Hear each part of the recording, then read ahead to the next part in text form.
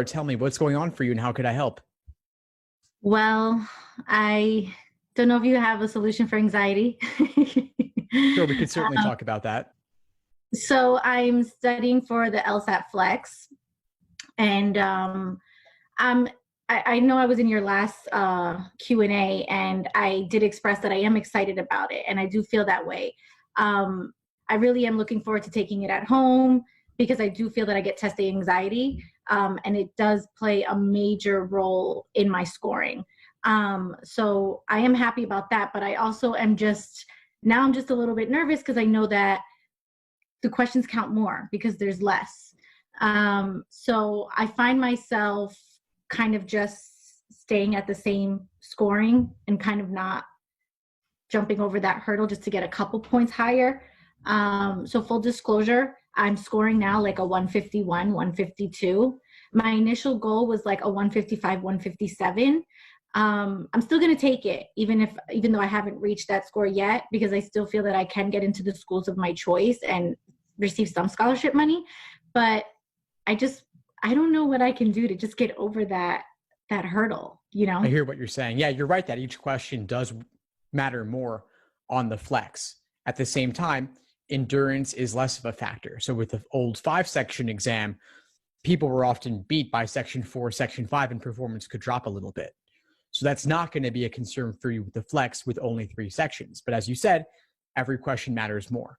So one thing you could do, and we'll talk tactical and then also more general anxiety, what you could do, but tactical, I would say warm up. Before you actually start the LSAT Flex that counts, maybe do a couple of questions right before you load up the LSAT Flex program on ProctorU.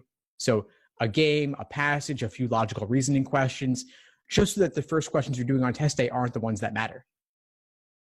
Got it. That's a great idea. Because I do find myself needing the first couple questions sometimes to just get into the groove a little bit, Yeah, exactly. So do those on your own before you hit start.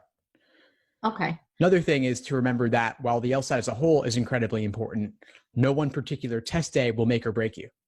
You can retake. Law schools don't average multiple LSAT scores. They only take the highest. And there's an opportunity to take the LSAT nearly every month. Maybe flex, maybe in person. We'll see what happens as time goes on, but there are many, many opportunities. And if you're aiming for the May LSAT Flex, you still got at least 3-4 months until applications even open. So you could still apply at the beginning of the cycle, whether you take it in June, July, or August. Right. Okay. I guess I also wanted to talk about reading comprehension. That is that's the section that I struggle with the most. So I find myself really good at games. I usually score 18 out of 23 on that section. And I'm pretty good in logical reasoning, but every section of reading comp, I struggle. And I've had my good days where I'll get like 17 right. But then it's always averaging back down to 13 or 14. And I'm trying to get that number up. And I did a practice exam yesterday, and I saw something you posted online to go to the global questions first. That made a difference in one passage, I will say. It was so much easier to flow through instead of stopping, checking one section, and then going back to a global question. So I did like that, but I think my issue is just kind of, I guess, remembering everything I read, if that makes sense. I find myself trying to read faster.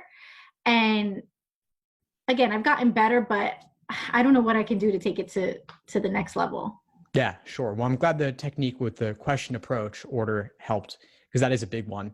Another thing I would talk about is note-taking. What are you doing in terms of note-taking, if at all? Well, I write down each paragraph, like 1, 2, 3, and 4, and then I try to write a little note just so I remember, like if paragraph 2 was explaining what the topic is, paragraph 3 was an example of what they're talking about in paragraph 2, kind of like little notes like that, but nothing crazy because I don't want to take too much time writing stuff down. Good. Yeah, that feels right to me. Minimal is the best approach on that. You said trying to remember everything? Yeah. Yeah. In a matter of like 3-4 minutes. Yeah. Are you taking 3-4 minutes on the initial read? Yeah, just about. Sometimes maybe 5 because I'll go back. Okay. Yeah. I would say maybe try reducing that a little bit. Because if you're taking 4 or 5 minutes, that's giving you significantly less than 1 minute per question. Right. So maybe cap it at 3, maybe 3.5 on a tough one. and then trust that you'll be able to go back to the passage for the details when you need them. Okay. And then I saw that someone had posted under one of your Instagram posts that I didn't even know this, but that you can do Control F and look at, like, find whatever it is that they're talking about in a question. Are we allowed to do that on test day? That's a great question. I saw that comment as well, and I've reached out to ProctorU, and I'm waiting to hear back from them about that, as well as your question on the laptop tablet, Oh, 2-in-1. Of course, I'm waiting to hear from them on that. I've got an open dialogue with them as I'm trying to figure out all these details, because I get so many questions from students I'm also, sure. and they've never administered an LSAT Flex before, so their Q&As don't really cover all the details. Right. Okay, so I guess we could talk about timing for logical reasoning. We could. I actually wanted to make sure, I want to make sure we don't miss your initial question on anxiety. There is something else I wanted to bring up on that as well, which was related to mindfulness, meditation, focus training. Have you ever, even prayer, have you ever done anything like that? Oh, yes, I pray constantly, very religious. So I'm always doing that, and that always seems to help me. But then in the middle of the section, I'll be like 12, 13 minutes in, and I'm like, like I'm behind on questions. What do I do? And then I start getting nervous. I have to tell myself, like, calm down and just focus and read. But I'm a very anxious person. It just is what it is. Yeah, I hear what you're saying. You've got, at least with LSAT Flex, you've got about a month remaining at this point in time, as we speak in mid to late April. And I would be thinking about the benefits that you gain from prayer and mindfulness and contemplation in terms of mental clarity and calming the mind. See what you can do to bring that into your, as much of a daily routine as possible, even just a few minutes, and maybe put an LSAT spin on it a little bit as well. So just in terms of focusing on the task at hand in the moment, rather if your mind is wandering, the process of bringing it back to whatever your focus or your intention is. Yeah, someone also told me that I should consider drinking tea before the exam. I'm actually a tea drinker anyway. Nice. But I think they said chamomile. I'm not really into chamomile. I like the sweet flavored teas. So I don't know. Do you recommend that? Yeah, chamomile definitely has demonstrated benefits for calming. And so I would try that out, but don't drink a tea you don't like. I think just in general, a hot beverage, assuming it's not insanely caffeinated, could be a good way to calm yourself down. Yeah, I don't even drink caffeine at all. Like, all my teas are decaffeinated. People ask how I operate in the morning. I'm like, I don't know. I think I'm high off of life because I'll drink like a hot chocolate or a tea. Nice. No coffee, no soda, nothing like that. So I think, I guess the best thing to do would be then during my practice exams, take tea before, so I get used to it, because I don't want to try anything like just the day of. Exactly. So pick your favorite herbal tea and drink that consistently every time that you study or every time that you do a practice test. You'll have that association to bring something else familiar into the actual test day experience. Okay. And I remember I mentioned to you that I did take your 3-month study course, which I loved, because I am the type of person that I like syllabus, I like accountability. I need to know what I have planned for that day, or it's very easy for my day to just go by and I'm like, what happened? So I guess I kind of have 2 questions on this topic. I wanted to talk about what you think of my map out for my study schedule now throughout the week, and if I should invest in one of your monthly study plans because we have about 4 weeks till the exam. I don't know if I should do that because LSAT Flex is a little different, or if I should just tell you what I have planned and maybe you can help me on that, whatever you think is best. Yeah, sure. Share whatever you like and we can talk about the course too. Okay. So Tuesdays and Thursdays I work from home. I just work 2 days a week. So those days I don't usually study those days, because at that point, by the end of the day, I'm drained anyway, and I know my body, and it's just like not a good combination. So that gives me Monday, Thursday, Friday, Saturday, Sunday. So what I started doing was taking Thursdays and Sundays for practice exams. So that gives me Friday for review and additional prep, Saturday for prep, Sunday for exam, Monday for review, some prep, work Tuesday, Wednesday, and the cycle continues. Awesome. I love it. And I love the details of what you've done, but I also love the fact that there simply is that level of detail. To some extent, the specifics don't even matter that much, whether you do a practice test on Friday or Tuesday or Wednesday or whatever. But the idea that there's a mix of taking exams and reviewing them, some days are heavier, some days are lighter. All of that sounds great to me. Okay, awesome. And then the days that I do prep, I saw someone posted on your page on Facebook that they're taking 3 hours a day, 1 hour for reading comp, 1 hour for logic games, and 1 hour for logical reasoning. I still find myself, because I finished your study guide, I don't know if that's the right approach. Like, again, I like structure. I like to know what I should be doing. So I don't know if you think that's a good approach. Well, I think the approach that you laid out already earlier Mm-hmm. works better for you, most likely, in fact, because you've already worked through my general study plans. You've already got the foundation, and you're now at that later stage of the study plan where it's more about doing timed exams and reviewing them.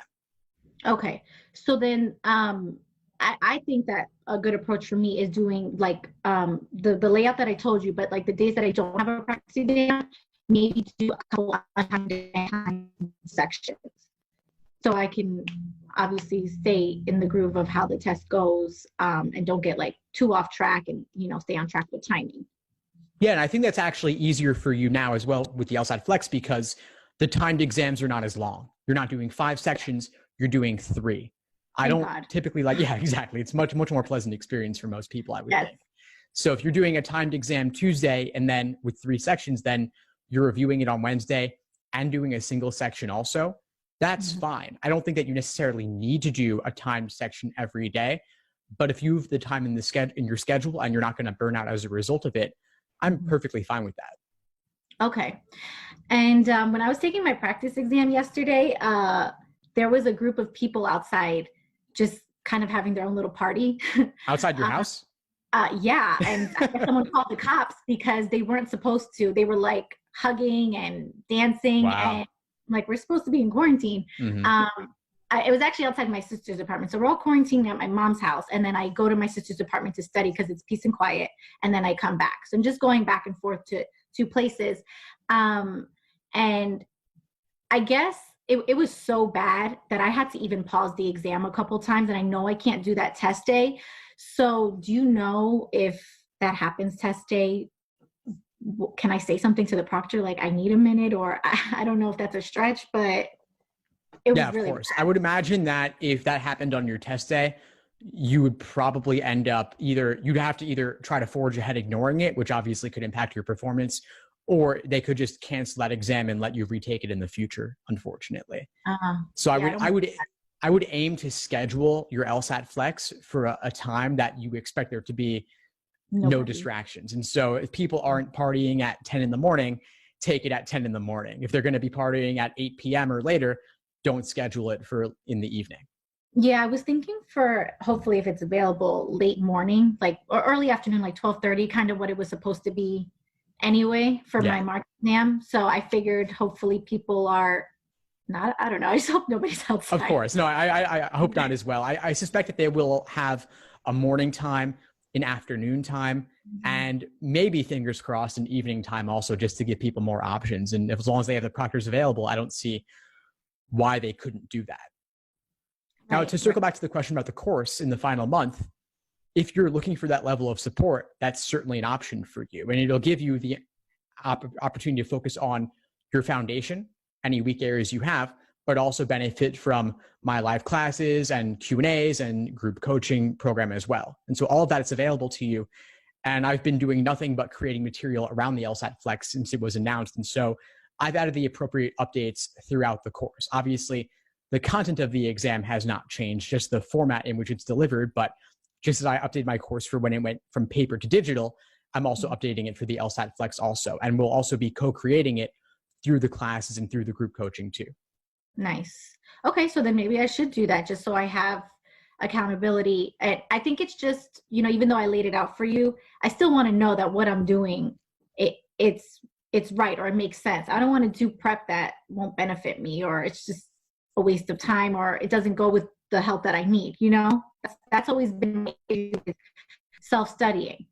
I've taken prep courses, and then, there's homework and stuff, but once the course is over and I'm still studying, I'm like, what do I do? So for a while before I found you, I was just, okay, today I'm going to do some games, and tomorrow I'll do reading comp, and I'll do a mix of logical reasoning questions with that. And I guess that's enough.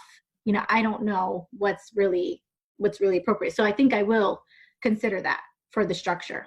Awesome. Great. Well, if it's the right move for you, of course, I'll be glad to help. Now, before we sign off, I want to know I want to cover your question that you had on logical reasoning, because you mentioned something there too. Oh, right, right. Well, I guess just my timing. Yesterday, I got to 21 questions out of 25. I remember the days when I used to get to like 14 when I first started. But now I usually get to I would say about 19. 21 is a good day. I don't know if there's any tips on, without losing my progress, on, I guess, just moving faster without getting the question wrong. I know that's a tough question. Moving faster without getting the question wrong. Well, one thing to keep in mind is that logical reasoning is in an increasing order of difficulty, right? So the first 10 are easier than the last 10. Mm-hmm. That means on the first 10, don't second guess yourself. Go with your gut. Those typically are as easy as they seem. And if you can move through those pretty quickly, you can build up a time bank to apply to the tougher questions later in the section. Okay. So you're saying questions 11 all the way to the end are more difficult. Yeah, it's increasing in average difficulty level along the way. And so on average, question 17 is going to be harder than question number 5. Got it. Overall. Okay. And it's not a perfect order of difficulty, but generally goes that way. There was a prep course that I took a while ago. And unfortunately, I heard bad things about it after I took the class. But one thing they said was go 1 through 10, which I don't do this anymore, but go to questions 1 through 12, then go back from 25 to, I don't know, just work your way backwards, because they're saying the ending questions will be easier. But I just stopped doing it. I don't know why. I didn't feel like it was really doing anything for me. So you don't think that the ending questions are easier? I don't agree with the approach, because for most people, because to go out of order to that extent and to work backwards is contrary to how we typically like to go about things. Right. And I don't think the difference is significant enough to warrant that. I can say, just to be fully accurate in what I think, that the last couple are a little bit easier than 15 through 22. So I would say the order of difficulty goes from 1 to 14, then maybe you'd want to do 23 to 26, then back to 15 to 22. But 23 and 24 could also be difficult. And it gets overly convoluted if you start jumping around to that extent. Right. So I just don't think it's worth it for most people. Okay. Yeah, I felt like this was when it was still paper and pen. It was just flipping and then going back and making sure I didn't miss anything and then bubbling the questions. I wasn't crazy about it. Yeah, no, I hear that. One thing you could consider is, as you work through that toughest band of questions, about 15 through 22, feel free to flag 3 or 4 to skip them and come back to them at the end. That way, at least you are skipping over some of the toughest ones, like principal application, lengthy parallel questions, really technical or philosophical questions that are overly wordy that you just don't want to deal with in the moment. Right, right. Okay. I'm going to try that on my practice exam this week. I'll leave a comment and let you know how it goes. Awesome. Yeah, definitely. Please do. It's been nice to have you on Instagram and in the Facebook community as well. Likewise. Thank you for having me. I really appreciate it. I'm so happy I found your page. Definitely, Laura. Before we sign off, what would you say is the biggest impact you got from our call today? The biggest insight? I think just having someone take the time to hear my concerns. That's always nice. And really taking the time to literally answer every single question. I really do appreciate that. You don't always find that. Of course. Well, I'm glad to help. Keep in touch and let me know if you need anything as you move forward. Thank you so much. Stay safe. Thanks for tuning into the show. Please subscribe if you haven't done so already to be notified of new episodes as I release them. And feel free to reach out if you need anything at all as you move forward with your prep. I'm happy to help however I can. In the meantime, I'll wish you all the best and take care.